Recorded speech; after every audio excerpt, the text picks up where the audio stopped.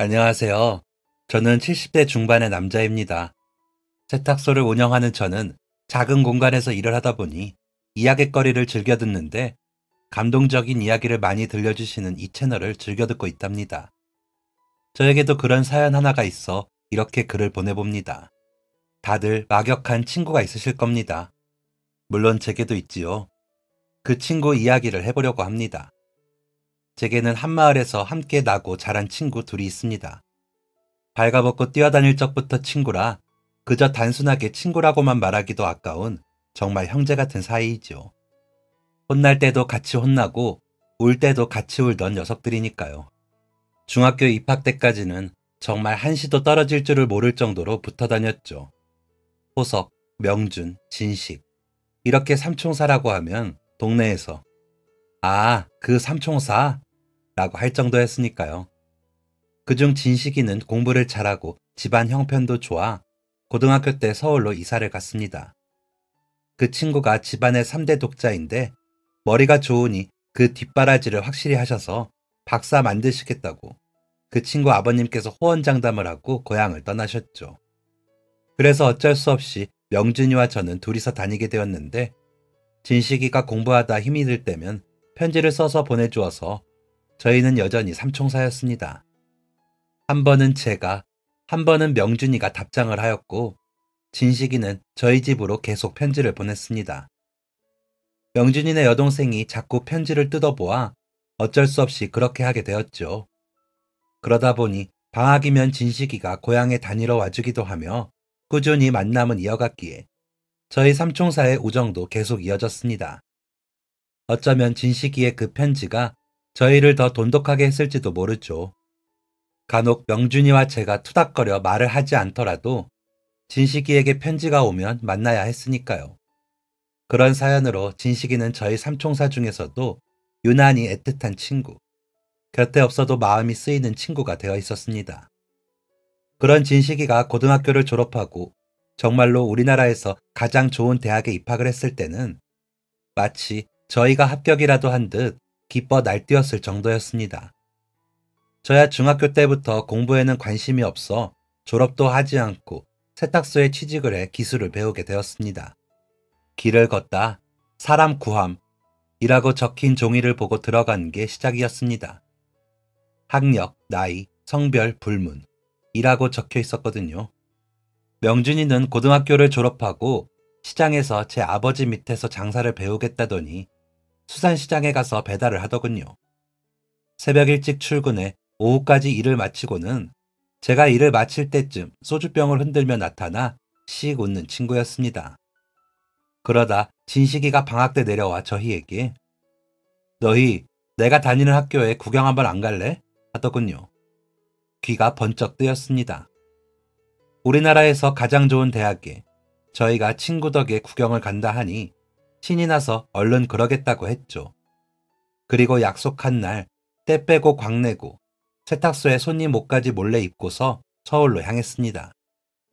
다음 날 새벽부터 출근을 하려면 저녁에는 돌아와야 하니 새벽 첫 차를 타고 갔죠. 가는 길에 멀미를 해도 좋았습니다. 억지로 명준이와 맞춘 휴일이었기에 오랜만에 하루 종일 친구들과 보낼 생각에 엄청 들뜨기도 했었죠. 도착한 서울역에서 그 많은 사람들을 보고 놀라고 겨우겨우 찾아간 진식이 학교에 또 한 번 놀랐습니다. 저희 고향 지역에도 대학이 있었지만 교문도 신문에서 보던 그대로고 우리나라에서 제일 똑똑한 학생들이 그렇게 많다는 것에도 놀랐거든요. 그런 학생들 속에 제 친구 진식이가 장학생이라는 것이 또 자랑스러워 남다르게 보이더라고요. 명준이도 저와 같은 생각인 건지 진식이에게 야, 이 근처에서 제일 맛있는 게 뭐냐?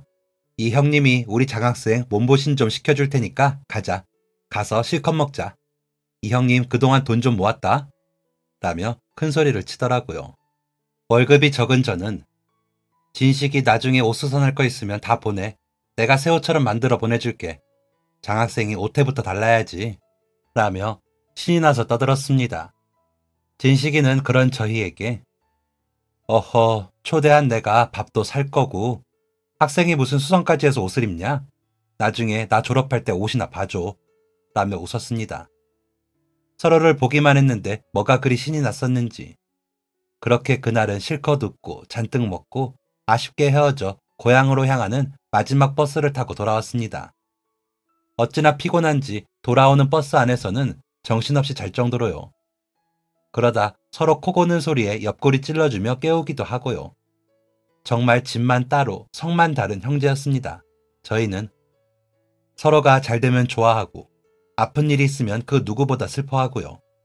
진식이가 처음으로 도지사 앞에서 상을 받을 때도 저희가 함께였고 명준이네 누이가 파도에 휩쓸려 돌아오지 못해 상을 치를 때도 저희는 함께였습니다.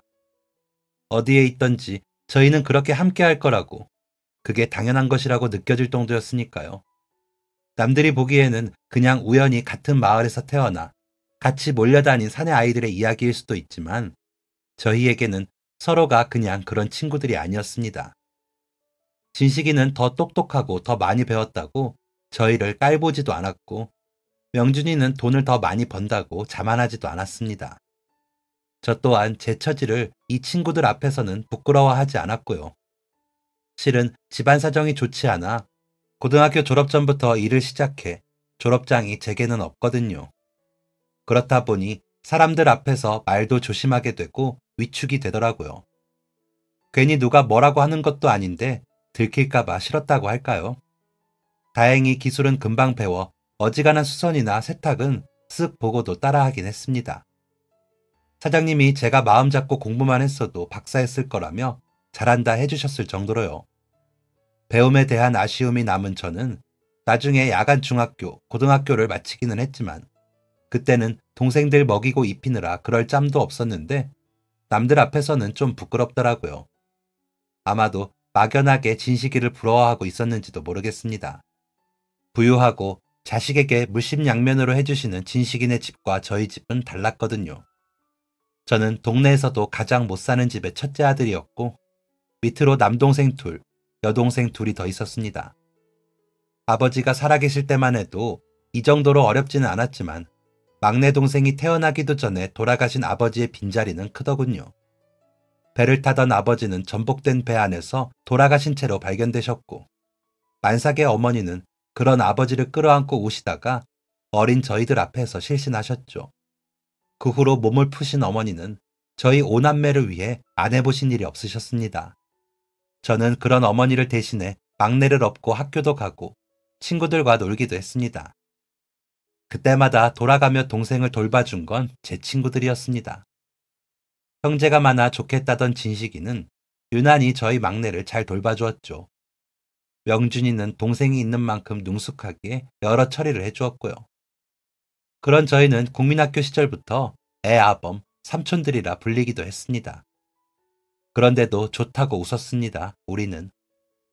그래서 그때는 그런 것들이 아무렇지 않다고 생각했었는데 작은 티끌이 되어 마음에 남았는지 배움이 짧은 게 티가 날까 조심스럽더라고요. 말 한마디를 해도 똑똑한 티가 나는 진식이가 부럽기도 하고요. 명준이가 워낙 어릴 적부터 호탕한 성격이었기에 제일 큰 형처럼 저희를 보살피듯 하는 친구라 의지가 되어서 그런지 그런 생각이 없었는데 진식이는 그랬습니다. 부럽고 좋아 보이고 따라하고 싶고 그러다 국방의 의무를 지어야 하는 나이가 되어 명준이가 먼저 군대에 갔고 진식이는 대학을 휴학하고 군대에 갔습니다. 저는 집안의 장남에 학력이 부족해 군대 면제를 받았죠. 그것도 부끄럽더군요.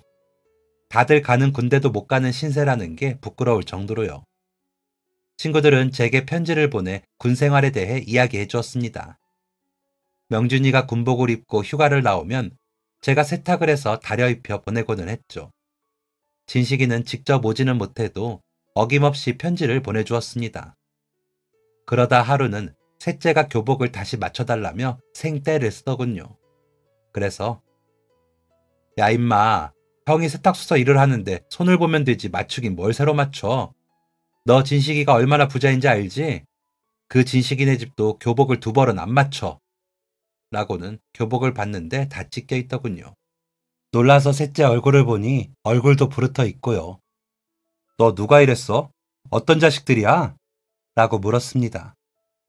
그러자 셋째가 막 울면서 이거 내 것도 아니야. 갑자기 오더니 지 거랑 바꾸라고 막 때리잖아. 나쁜 놈들. 이라기에 들어보니 한 학년 위의 선배가 제 교복을 어디서 찢어먹고는 덩치가 비슷한 셋째의 교복을 뺐고 제 교복은 셋째에게 주고 간 것이었습니다. 이것들을 어떻게 혼을 내주나 하다가 마침 진식이 아버님 친구분이 셋째의 학교 선생님이셨던 게 기억이 나 교무실로 찾아가 제가 진식이와 굉장히 막역한 사이인데 하면서 도움을 청했습니다. 그러자 아이고 우리 진식이 친구면 내가 잘 봐줘야지 하시더니 그놈들을 잡아다 바지를 찾아주시더군요.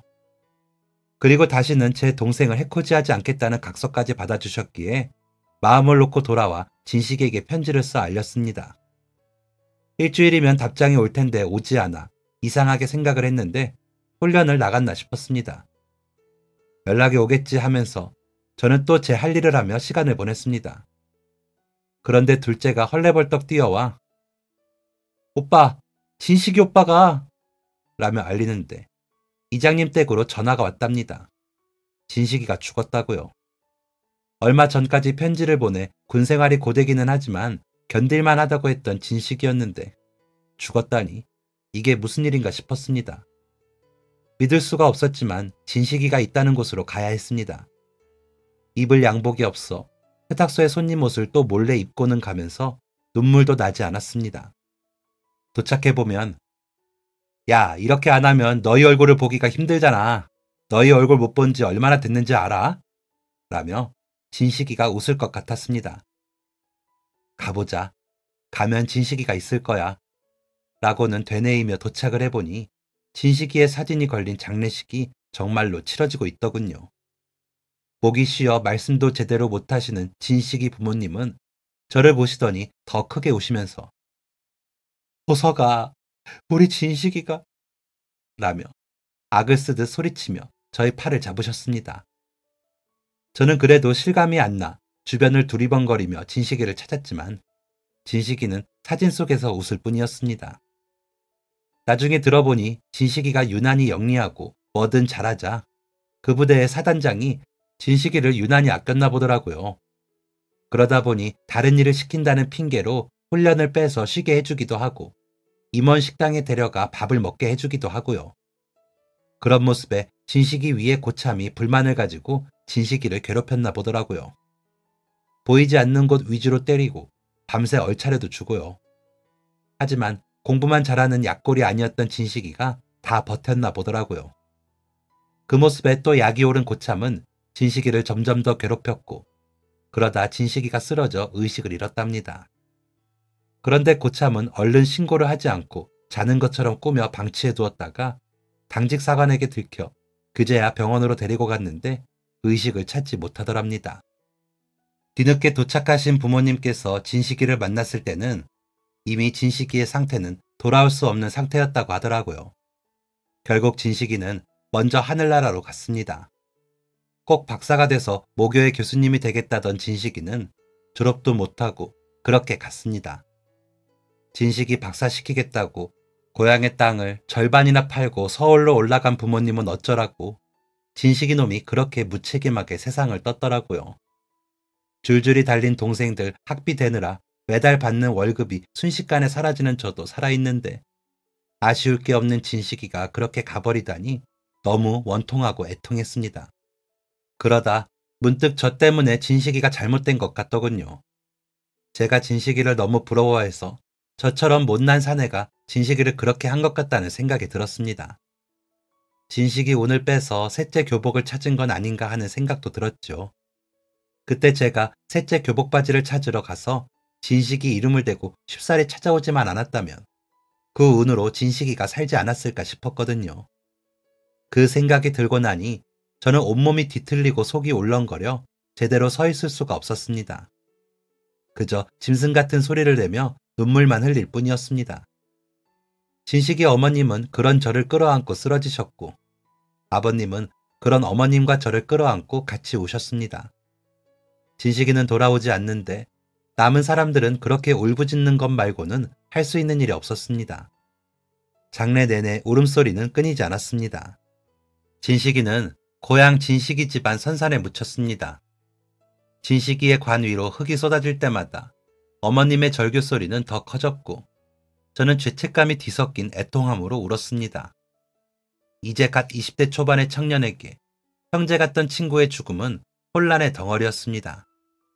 장례를 마치고 저는 명준이에게 짧은 편지를 썼습니다. 명준이, 진식이가 우리를 두고 먼저 하늘나라로 갔다. 그 똑똑한 놈이 하늘나라에 가서 박사를 하려나 봐.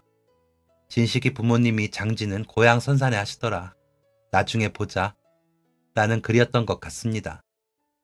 모든 말을 쓰면 제가 가졌던 못난 마음까지도 써내려갈까 차마 쓰지 못하고 이 말 저 말 다 잘라먹다 보니 저렇게밖에 못 쓰겠더라고요. 군에서 편지를 받은 명준이는 답장을 보내왔습니다.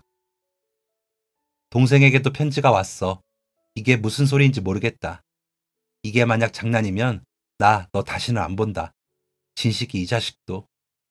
이렇게요. 휴가를 나온 명준이는 진식이 산소에 다녀왔는지 눈이 뻘개져서 나타나서는 호서가, 진식이가, 그 나쁜 놈이 라더니 울었습니다. 그런 명준이를 보고 저도 또 울었죠. 그리고 저희는 그날 저녁 술을 진탕 먹었습니다. 어찌된 영문인지 들은 대로 아는 만큼 전해주면서 나 때문이야.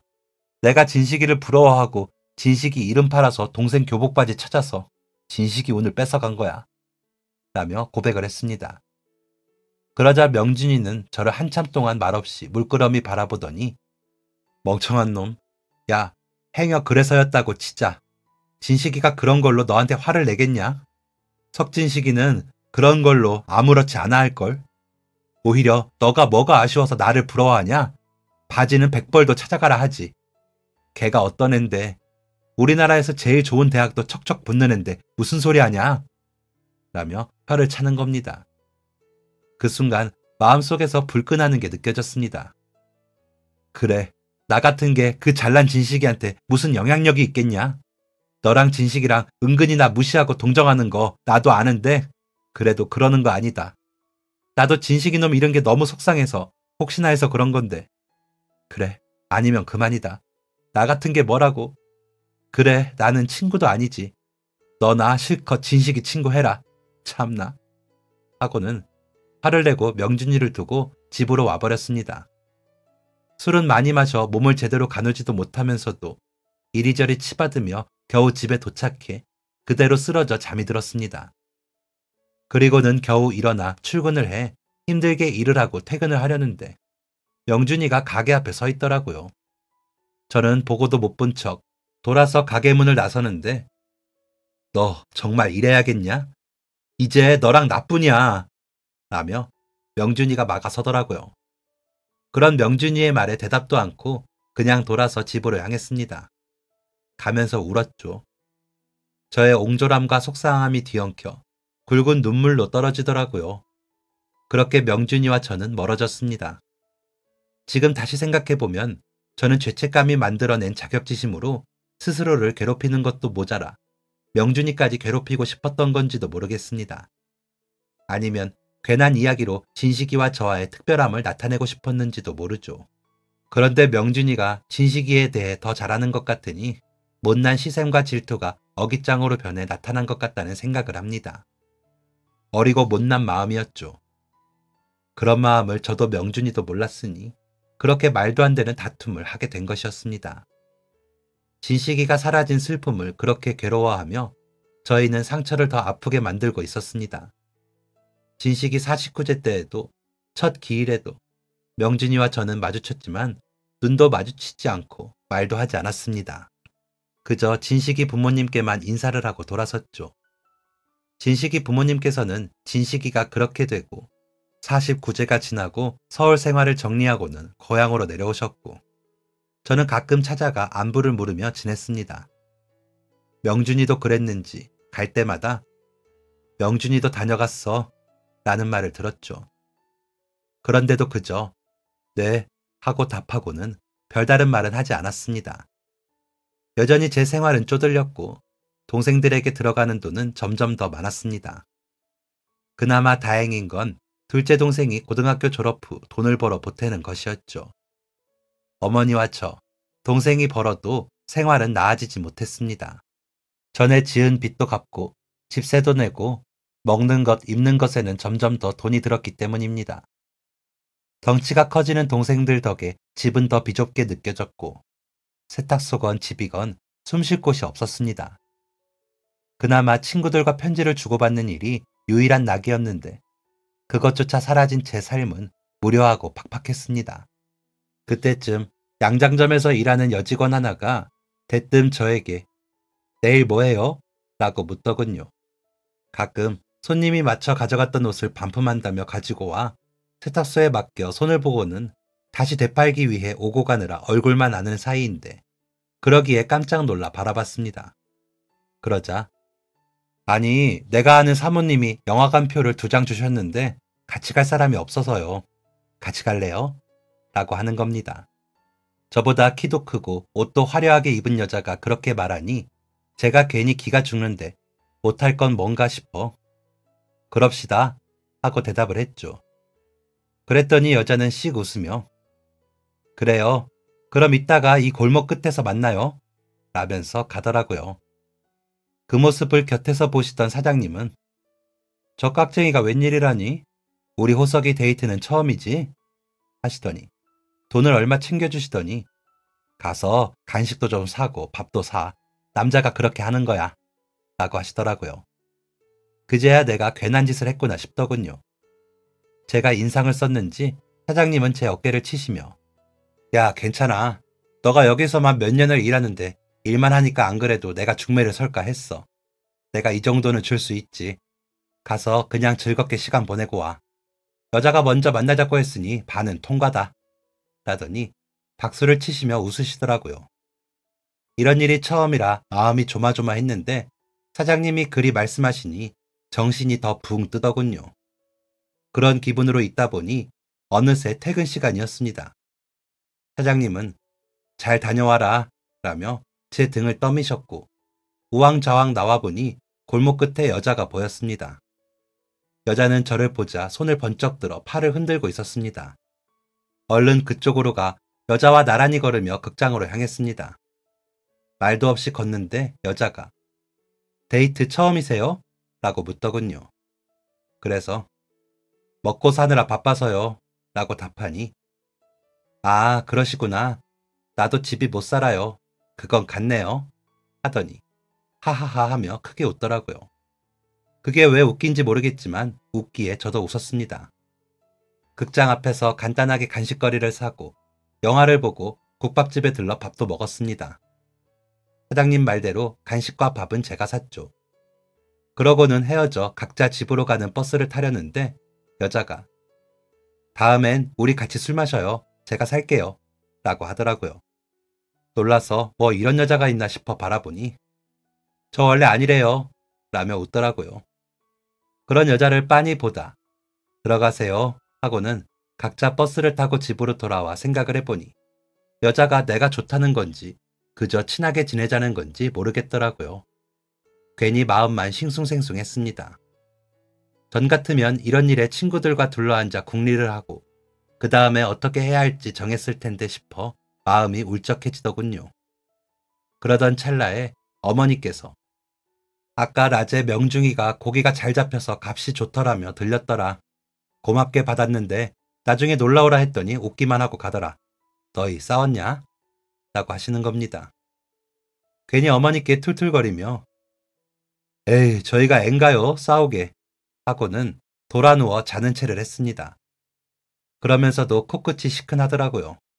명준이에게 미안한 마음도 들고요. 그래서 다음날 잠깐 짬을 내 시장에서 사과 한 봉지를 사서는 명준이네 아버지께 들고 가 달게 생겨서 사왔습니다 하고는 드렸습니다. 그러자 아버님께서는 아이고 우리 호석이 덕분에 사과나 좀 씹겠다 하시더니 명준이는 얼음 참고 갔어.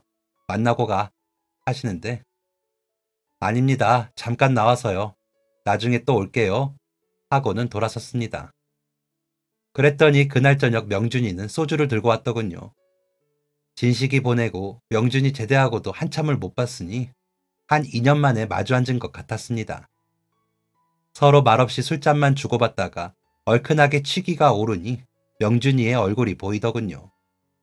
명준이는 그런 저를 보더니 나 장가가 다다음 달에 라고 하더군요. 제가 놀라자 뭘 놀라, 우리도 장가갈 나이지. 넌 여자 없어? 라고 묻는데 데이트한 양장점 여자 이야기를 하면서 그런데 내가 뭐가 있다고 그 여자가 날 좋아하겠냐? 라고 하자 명준이가 너는 너를 너무 몰라. 너 그때 내가 왜 그렇게 화를 냈는 줄 알아? 사실 나는 너랑 진식이 사이를 질투했거든. 진식이야 워낙 잘난 놈이니까 잘난 줄 알았는데 너는 학교도 다 마치지도 못한 놈이 나보다 유식하더라. 진식이랑 말도 잘 통하고. 그런데 그 자식 장례식까지 너가 치르고 너가 자체까지 하는데 내가 확 열이 나더라. 그래서 내가 그러면 안 되는데 너한테 그렇게 말을 했다. 미안해. 내가 못난 놈이지. 그런데 너 되게 잘났어. 그 여자 누군지 사람 볼 줄 안다. 하더군요. 그 말을 듣고 나니 저는 부끄러움에 얼굴이 달아올랐습니다. 신문을 빼놓지 않고 읽고 책도 찾아보며 진식이를 따라가려던 노력이 명준이에겐 그렇게 보였구나 싶어 무언가 들킨 것 같다 창피하더라고요. 그러다 갑자기 웃음이 터져 막 웃으며 야, 너나 나나 도찐 개찐이다. 나도 괜한 자격지심에 그랬어. 미안해. 그리고 재수 씨는 언제 만났어? 이 자식이 형님한테 말도 안 하고 라고 했더니 야, 말은 바로 해라. 내가 생일이 2달이나 빠른데 내가 형님이지 라며 웃더군요. 그렇게 전처럼 시간을 보낸 후 명준이와 저는 전보다 더 가깝게 지내는 사이가 되었습니다. 수산시장협회 사무실에서 일하는 아가씨였던 재수씨는 명준이보다도 더 시원시원한 성격으로 명준이네 가게 일을 도왔고 그 덕분에 결혼한 지 얼마 되지 않아 점포를 2개나 더 늘렸다고 하더라고요. 전부터 가게를 늘리고 싶어 했던 명준이와 명준이 아버지는 색시덕을 봤다며 엄청 자랑을 하셨습니다. 저는 명준이가 곁에서 코치를 한 덕에 그 양장점 아가씨에게 적극적으로 마음을 표현했고 형편 탓에 둘이서 옷만 빌려 입고 사진관에서 사진만 찍어 식을 대신했습니다. 아내의 친정은 저희 고향에서 3시간이 떨어진 곳이었는데 인사를 드리러 찾아갔더니 아프신 장모님을 제일 큰 처남이 모시고 계신 상황이라 마찬가지로 식은 힘들 것 같다고 하시더라고요. 그래서 나중에 저희 어머님이랑 다시 인사를 가고 식사를 하고 양가 인사는 마쳤습니다. 그것도 아내가 그렇게 하자고 하여 진행이 되었죠. 안 그러면 아무것도 없는 놈이 아무 대책도 없이 어떻게 결혼을 할 생각을 했겠습니까? 아내는 그런저를 답답해하면서도 제 곁을 떠나지 않고 지켜줬습니다. 고마운 일이지요. 신혼집은 아내가 살던 자취집으로 제가 들어갔습니다. 아내는 옷만 챙겨와요. 다 있어. 대신 나 반지 하나만 사줘요. 하기에 제가 살 수 있는 제일 비싼 반지를 사서 주었습니다. 그래봤자 $1 가락지였지만 아내는 엄청 좋아하더군요. 그렇게 1년 정도 지나 큰아이가 태어났습니다. 그러던 어느 날 아내가 여보, 우리 친정 시내에 의상실이랑 세탁소를 냅시다. 거기는 여기보다 더 시골이라 우리만한 기술자가 없어.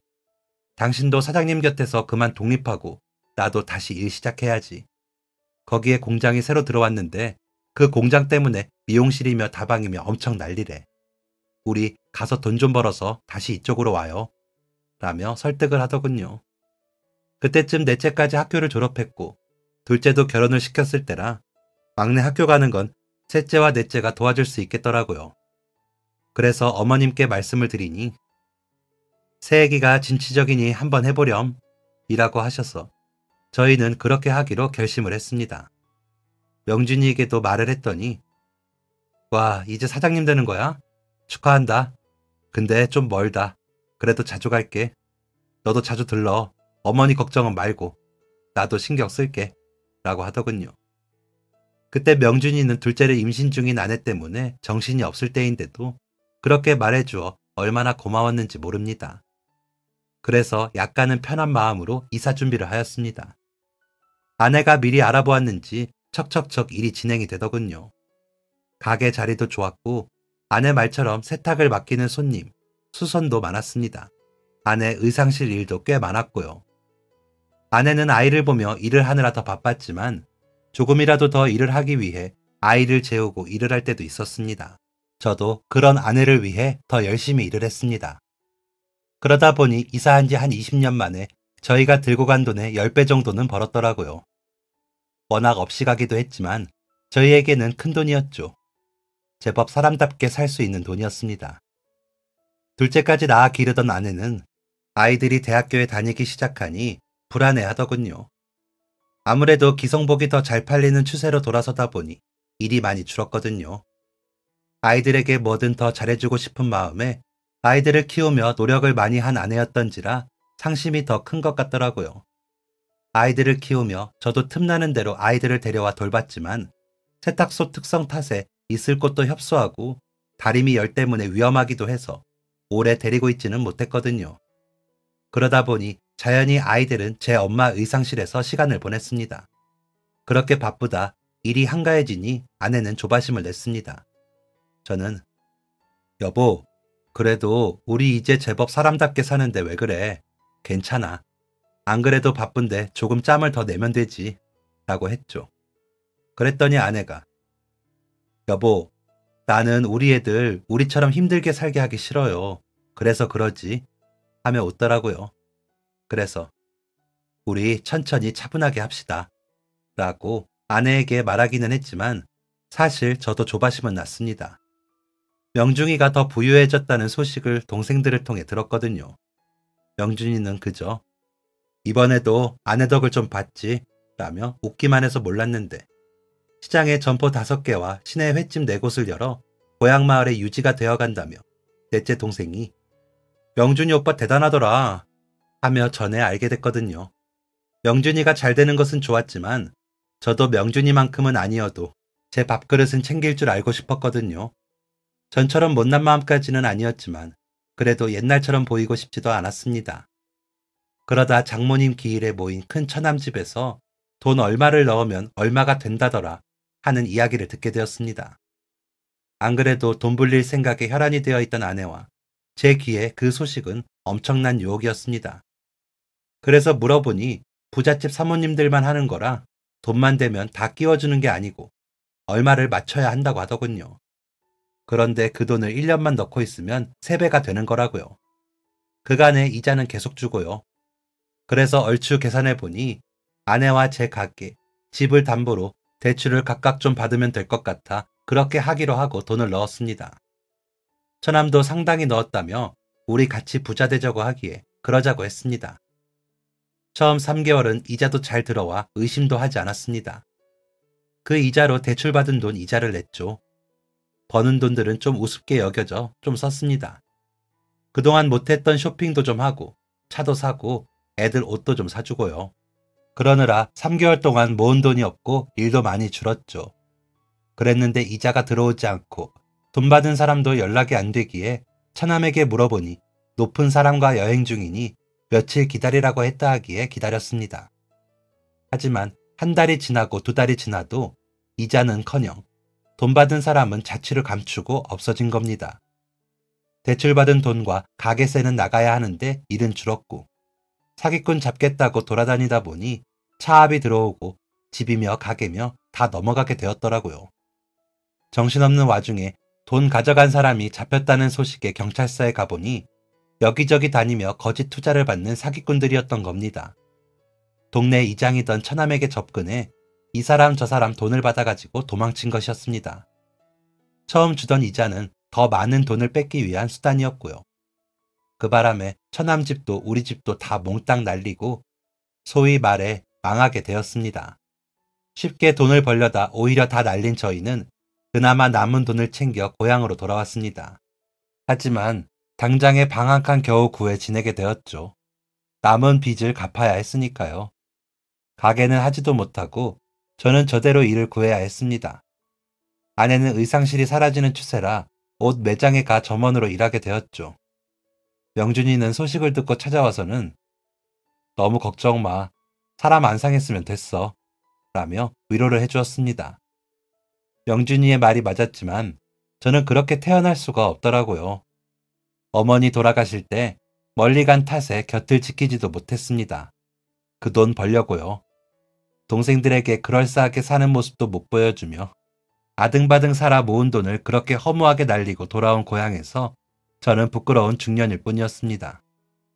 아내는 괜히 눈치를 보며 괜찮은 척했지만 그 속이 얼마나 상했을지 알기에 애써 저도 웃으려 애를 썼습니다. 아이들은 저희들도 바쁜 와중에 아르바이트를 한다 어쩐다 열심히 지내주더군요. 고마운 일이었지만 마음이 잘 잡히지 않더군요. 그렇게 한 3년을 지내고서야 마음이 정리가 됐습니다. 어차피 돌아오지 않을 돈에 목매지 말자 싶어지고요. 아내는 명준이 아내가 추천한 대로 새로운 일을 배우기 위해 다니기 시작하더군요. 손재주가 좋은 사람이니 뭐든 잘 배웠는데 수제떡 케이크를 만들어 주문을 받아 파는 거라고 하더라고요. 형편은 나아지지 않았지만 그렇게 차츰 잊어갈 때쯤 둘째 딸아이가 취업한 지 얼마 되지도 않았는데 결혼을 하고 싶다며 사람을 데리고 왔더군요. 대학 때부터 만난 사이인데 일찍 시작해 같이 모으면서 살고 싶다고요. 저희는 아직 준비가 안 되었기에 당황스러운데 아빠, 저희끼리 할게요. 벌써 그렇게 하기로 했어요. 라며 의젓하게 말하더라고요. 마치 제 엄마 젊을 때처럼요. 그래서 그러라고 했습니다. 제 엄마 닮은 아이이니 어련히 알아서 잘할까 싶었거든요. 그만큼 믿기도 믿었죠. 그런데 저희는 아무것도 해줄 수가 없어 내내 마음에 걸렸습니다. 마음 같아서는 사위에게 시계라도 좋은 것 해주고 싶은데 뭐든 그저 반반하기로 했으니 괜찮다는데 그래도 우리는 옛날 사람이라 안 그렇더라고요.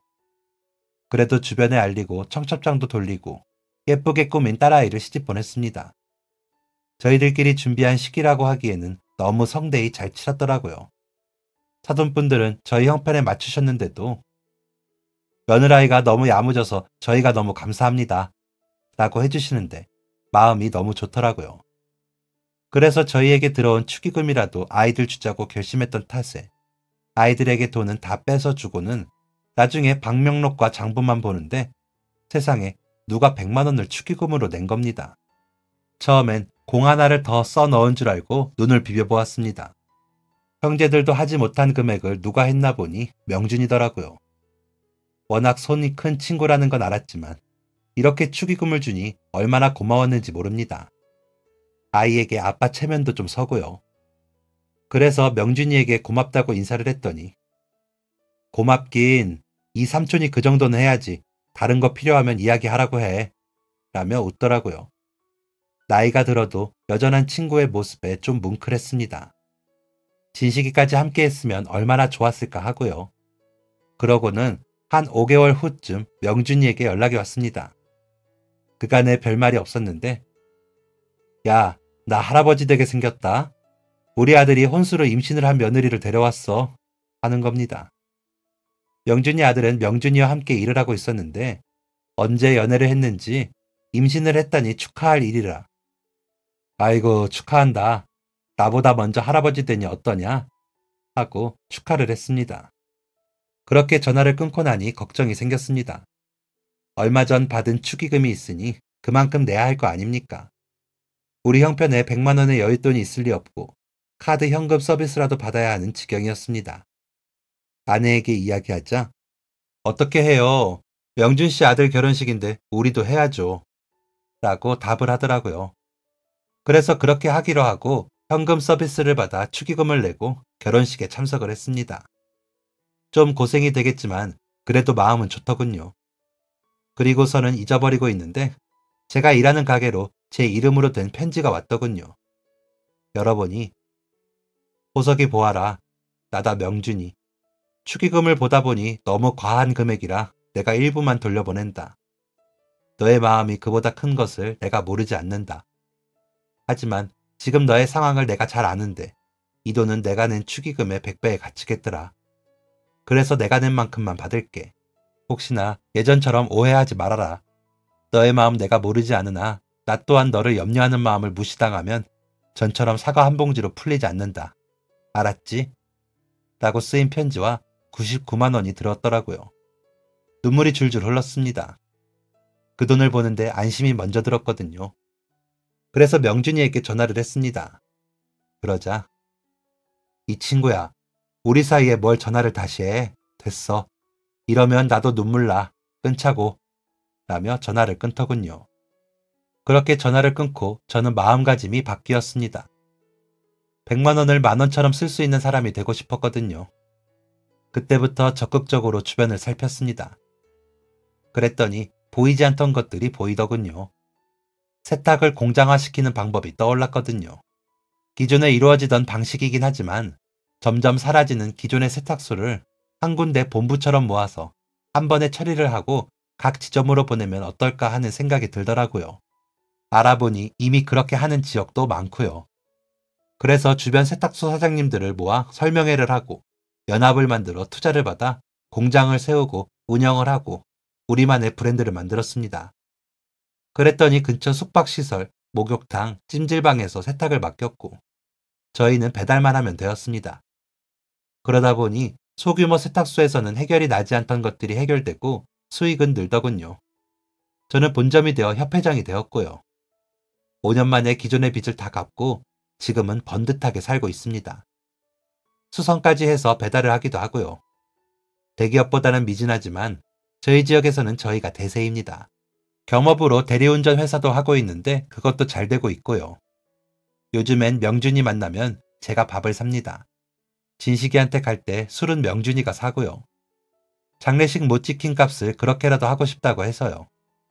진식이 부모님 성묘까지 같이 하는데 그래야 나중에 진식이 다시 만나면 체면이 설 것 같아 부지런히 하고 있습니다. 이제는 노인이 되어 얼굴에 주름이 가득한 사이이지만 그래도 마음은 아직도 발가벗고 뛰어다니던 그때 같다고 이야기 많이 합니다. 명준이와 있으면 아직도 제가 청춘 같아요. 세월이 참 무색하죠. 그러니 지금 곁에 있는 소중한 친구와 더 웃고 더 즐겁게 지내시길 바라겠습니다. 그렇게 좋은 말을 주고받고 의지하며 지내기에도 시간이 모자르더라고요. 저는 조금 더 건강히 친구와 가족과의 시간을 즐기다 마무리하고 싶습니다. 그 바람대로 살기를 기원해 주시면 감사하겠습니다. 지금까지 사연 들어주셔서 감사합니다. 사연이 재밌으셨다면 구독과 좋아요를 눌러주세요. 감사합니다. 안녕히 계세요.